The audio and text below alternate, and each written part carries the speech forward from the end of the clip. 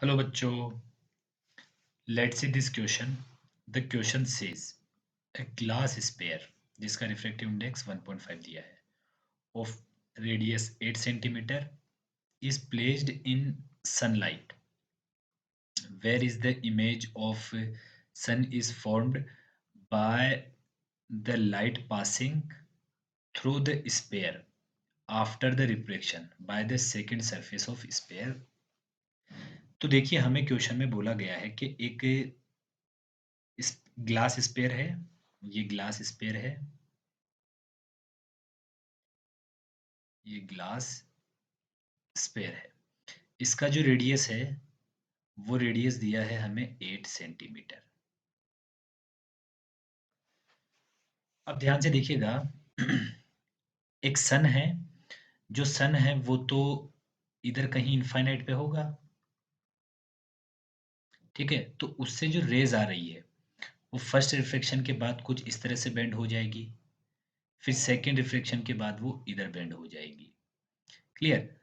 तो ये वाली जो लाइन है ये कुछ यहाँ पे मीट होती हुई नजर आ रही है। यहाँ पे कुछ मीट होती हुई नजर आ रही है। तो फर्स्ट रिफ्लेक्शन से जो इमेज बनेगी वो I1 ये रहेगी, और सेकंड से जो इमेज बनेगी I2 ये रहेगी। अब हमें क्या बताना है कि सेकंड सरफेस से मतलब रिफ्लेक्शन के बाद जो इमेज बनेगी वो डिस्टेंस बतानी है। मतलब हमें ये डिस्टेंस बतानी है। ठीक है, अब ध्यान से देखिएगा। तो फॉर फर्स्ट रिफ्लेक्शन के लिए मैं यूज करता हूं फॉर फर्स्ट रिफ्लेक्शन।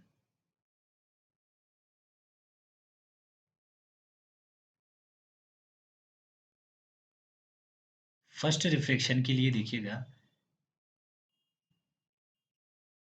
ये वाला है फर्स्ट रिफ्लेक्शन। अब फर्स्ट रिफ्लेक्शन के लिए देखिए, म्यू हमारे पास है माइनस इनफाइनाइट, क्योंकि ये सन बहुत दूर होगा। इसके बाद जो आर है, आर हमें दिया है 8 प्लस 8 रहेगा, क्योंकि ये रे की डायरेक्शन में ही है।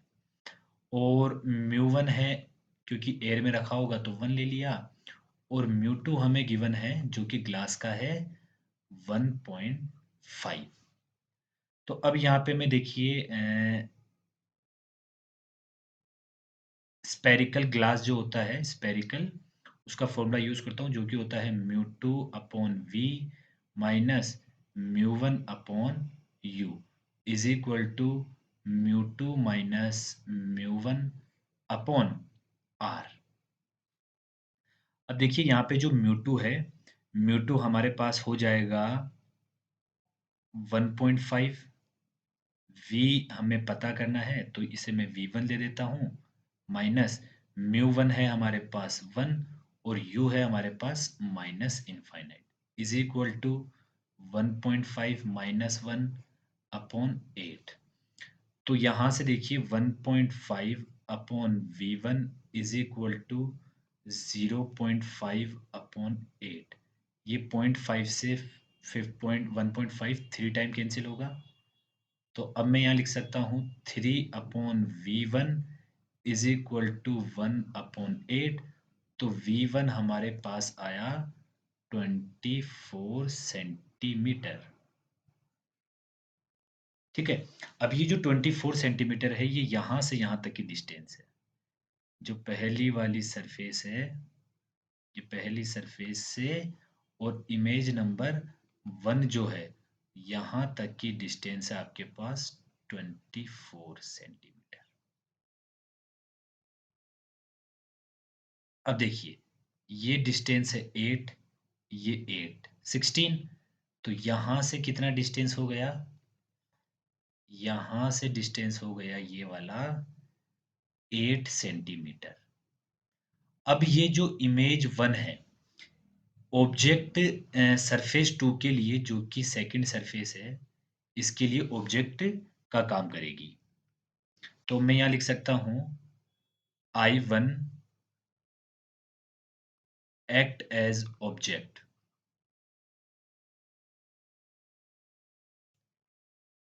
for S2 surface। अब S2 सरफेस कौन सा है? ये S1 जो फर्स्ट वाला है और ये सेकंड वाला S2 सरफेस। तो यहाँ पे अब मैं क्या करता हूँ कि जो म्यू1 है वो तो हमारा 1.5 हो जाएगा और जो म्यू2 है वो हमारा हो जाएगा 1, क्योंकि ग्लास से एयर में जा रही है।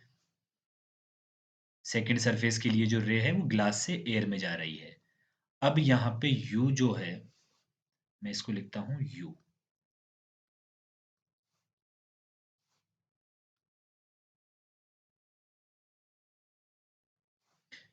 U जो है उसका वैल्यू +8 हो जाएगा और R का वैल्यू -8 हो जाएगा और हमें यहाँ पे निकालना है V2, ये फाइंड करना है। तो फॉर्मूला यूज करते हैं, μ2 minus μ1 upon R is equal to μ2 upon V minus μ1 upon U। देखिए ये तो समझ में आ गया, ये ग्लास से कहाँ जा रहा है, एयर में, इसलिए μ1 μ2 ये हो गया। U8 कैसे हुआ? सेकंड सरफेस के लिए देखिए जो U है वो ये I1 उसके लिए काम कर रहा है ऑब्जेक्ट का। तो ये सेकंड सरफेस से किधर है, 8 सेंटीमीटर आगे है और सेकंड सरफेस से 8 सेंटीमीटर आगे है। तो ये जो 8 सेंटीमीटर है ये पॉजिटिव रहेगा क्योंकि ये रे की डायरेक्शन में है।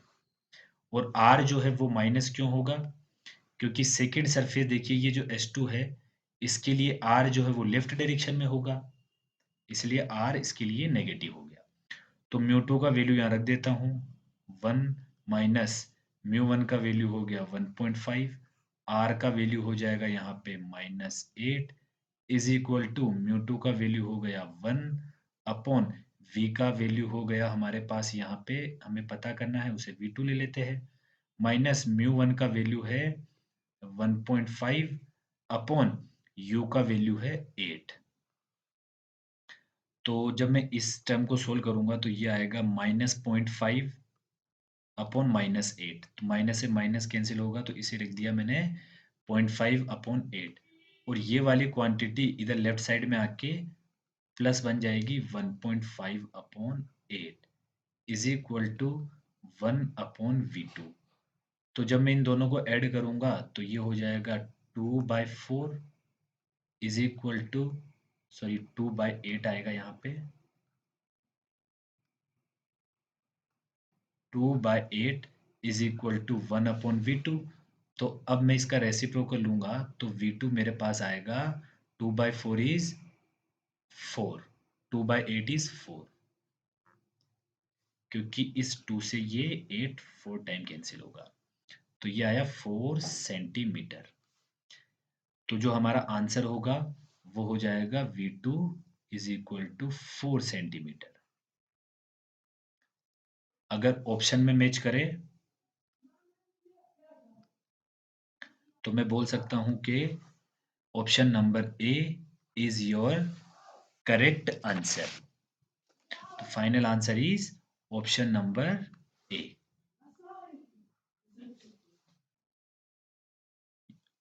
Hope you understand it well. Best of luck.